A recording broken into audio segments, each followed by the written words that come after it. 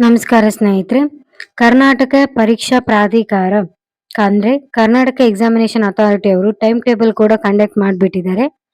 ನಾವು time table ನೋಡೋದಾದ್ರೆ 10/1/2026 ಅಂದು ಯಾವ್ಯಾವ ಇಲಾಖೆಗಳಿಗೆ ಪರೀಕ್ಷೆ ನಡೀತಿದೆ ಅಂದ್ರೆ KSDL ಕೃಷಿ ಮಾರಾಟ ಇಲಾಖೆ, BWSSB ಕೃಷಿ ಮಾರಾಟ ಇಲಾಖೆ ನಡೆಯುತ್ತೆ. ಯಾವ ಪ್ರಶ್ನೆ ಪತ್ರಿಕೆ ಅಂದ್ರೆ ನಿರ್ದಿಷ್ಟ ಪತ್ರಿಕೆ 2 ಇರುತ್ತೆ.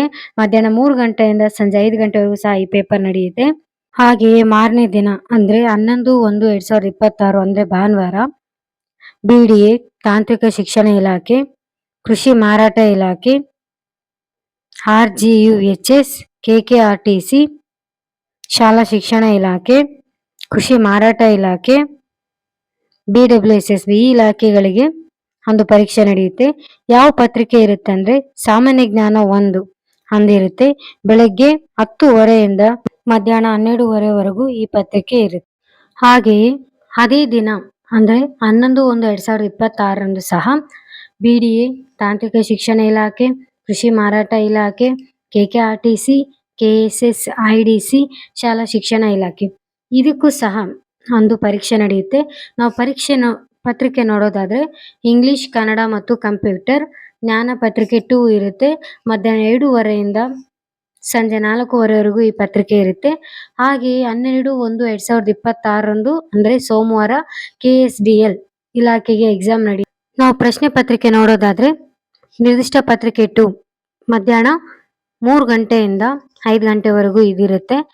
ಹಾಗೆ ದಿನಾಂಕ 25/1/2026 ಮತ್ತೆ ಭಾನುವಾರ ಯಾವ್ಯಾವ ಇಲಾಖೆಗಳಿಗೆ ನಡೆಯುತ್ತೆ ಅಂತ ನೋಡೋದಾದ್ರೆ BDA ಕೃಷಿ ಮಾರಾಟ ಇಲಾಖೆ, RGHS, BWSSB, KSSIDC, KKRTC ಕೃಷಿ ಮಾರಾಟ ಇಲಾಖೆ ಈ ಸೇಮ್ ಇಲಾಖೆಗಳಿರುತ್ತೆ. ಬಟ್ ಹುದ್ದೆಗಳ ಪೋಸ್ಟ್ ಬೇರೆ ಆಗಿರೋದ್ರಿಂದ ಯಾವುದಕ್ಕೂ ಸಹ ಎಕ್ಸಾಮ್ ನಡೆಯುತ್ತೆ.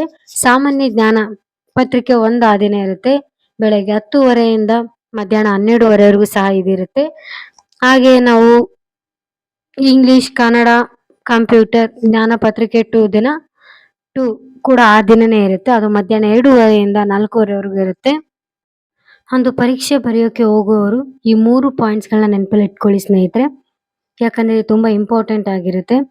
ಮೊದಲನೇದು, ಪರೀಕ್ಷೆ ಕೇಂದ್ರದಲ್ಲಿ ಫ್ರಿಸ್ಕಿಂಗ್ ಮತ್ತು ಮುಖಚಹರೆ ಪರಿಶೀಲಿಸಿ ಪ್ರವೇಶ ನೀಡುವುದರಿಂದ 2 ಗಂಟೆ ಮುಂಚಿತವಾಗಿಯೇ ಪರೀಕ್ಷೆ ಕೇಂದ್ರದೊಳಗೆ ಇರಬೇಕು ನೀವು. ಹಾಗೆಯೇ ಉತ್ತರಿಸದೇ ಇರುವ ಪ್ರಶ್ನೆಗಳಿಗೆ 5ನೇ ಆಯ್ಕೆ ಅಥವಾ ವೃತ್ತವನ್ನು ಶೇಡ್ ಮಾಡಲು ಕೊನೆಯ ಬೆಲ್ ಆದ ನಂತರ ಹೆಚ್ಚುವರಿಯಾಗಿ 5 ನಿಮಿಷಗಳನ್ನ ನೀಡಲಾಗುವುದು. ಯಾವುದೇ ಆಯ್ಕೆಯನ್ನು ಅಥವಾ ವೃತ್ತವನ್ನು ಶೇಡ್ ಮಾಡದಿದ್ದಲ್ಲಿ ಪ್ರತಿ ಪ್ರಶ್ನೆಗೆ 4ನೇ 1 ಅಂಕಗಳನ್ನು ಕಡಿತಗೊಳಿಸಲಾಗುತ್ತದೆ. ಆದ್ದರಿಂದ ಇದನ್ನ ಫಾಲೋ ಮಾಡಿ ಸ್ನೇಹಿತರೆ. ಹಾಗೆ ಉಳಿದ ವಿವಿಧ ಹುದ್ದೆಗಳ ಪರೀಕ್ಷೆ ವೇಳಾಪಟ್ಟಿಯನ್ನು ಮುಂದಿನ ದಿನಗಳಲ್ಲಿ ಪ್ರಾಧಿಕಾರದ ವೆಬ್ಸೈಟ್ನಲ್ಲಿ ಪ್ರಕಟಿಸಲಾಗುತ್ತೆ.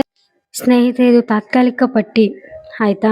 ಆದ್ರಿಂದ ನೀವು ತಾತ್ಕಾಲಿಕ ಪಟ್ಟಿ ಅಂತ ಸುಮ್ಮನೆ ನೆಗ್ಲೆಕ್ಟ್ ಮಾಡಬೇಡಿ, ಯಾಕಂದ್ರೆ ಇದು ಕನ್ಫರ್ಮ್ ಆಗೋ ಸಾಧ್ಯತೆ ತುಂಬಾ ಇದೆ. ಆದ್ರಿಂದ ಈ ಟೈಮ್ ಟೇಬಲ್ ಪ್ರಕಾರ ನೀವು ಚೆನ್ನಾಗಿ ಓದ್ಕೊಳ್ಳಿ, ಎಕ್ಸಾಮ್ನ ಚೆನ್ನಾಗಿ ಮಾಡಿ ಅಂತ ಹೇಳ್ತಾ ಈ ವಿಡಿಯೋನ ಮುಗಿಸ್ತಾ ಇದ್ದೀನಿ.